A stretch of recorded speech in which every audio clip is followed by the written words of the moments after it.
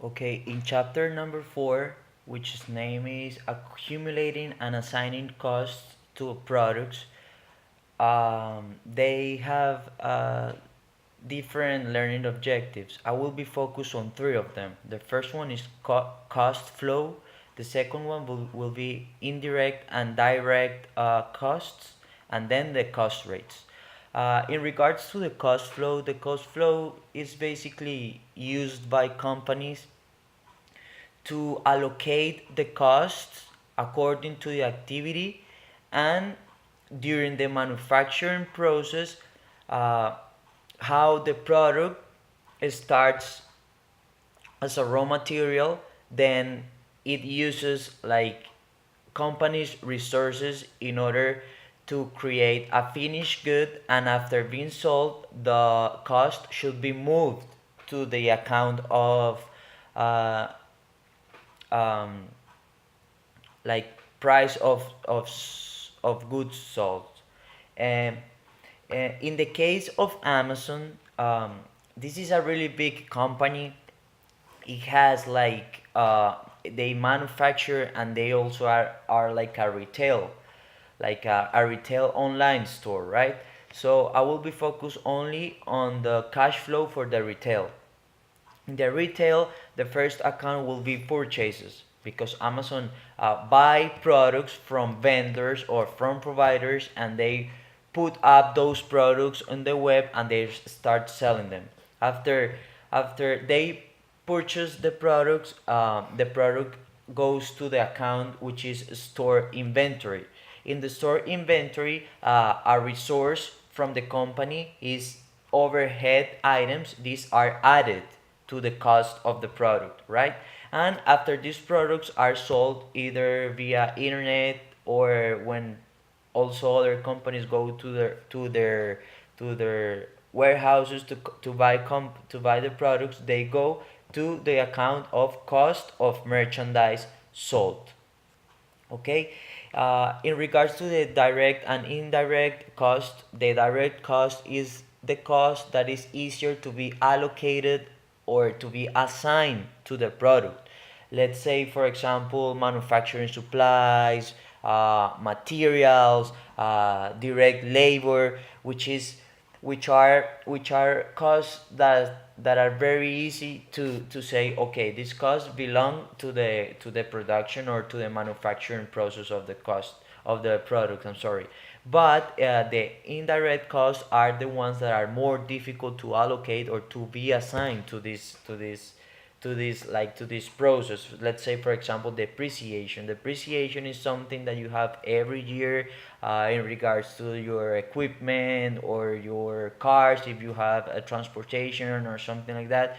But it's not very easy to allocate to each product. But companies have to develop a capability in this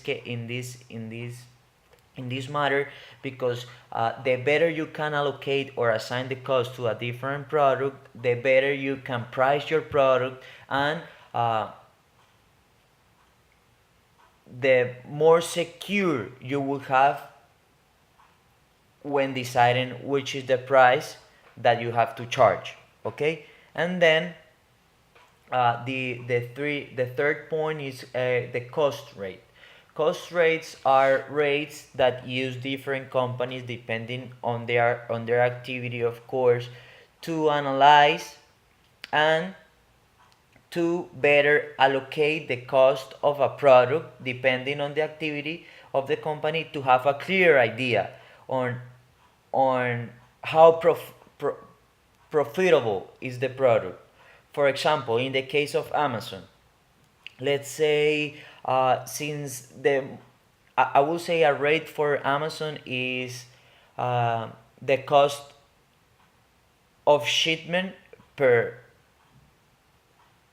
per order, right? So if Amazon is able to develop like a really cost rate, a really accurate cost rate for the shipment per order, because the biggest cost of Amazon will be found in the shipment, because they have to incur in the shipment, because they pay the shipment, and the shipment has to be very effective, because it is like a crucial point to maintain your customers and to find new ones. If you say, for example, and to be a reliable company, if you say, okay, your order will last 3 days, in 3 days you will have your order at your home, then you have to be committed with that statement, and you have to achieve your goals, right?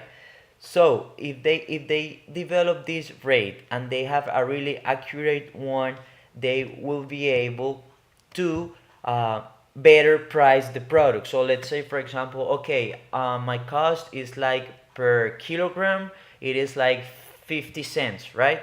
So then if you have this rate, you know that the price that you have to charge the final consumer, is the cost, what you paid for the product, plus the 50 cents for the shipment, plus the overhead and the other fixed costs and other variable costs that they have in their in their in their activity, or in their like process, plus the profit that they want to access. In that way they will be more accurate, and they will know what is the price that they have to charge. They have to take into account other like other things, for example, the market price, the target that you are trying to approach, and different other factors that have to be taken into consideration in order to have a good price, and to find more customers, and to access to the profits that you want to get.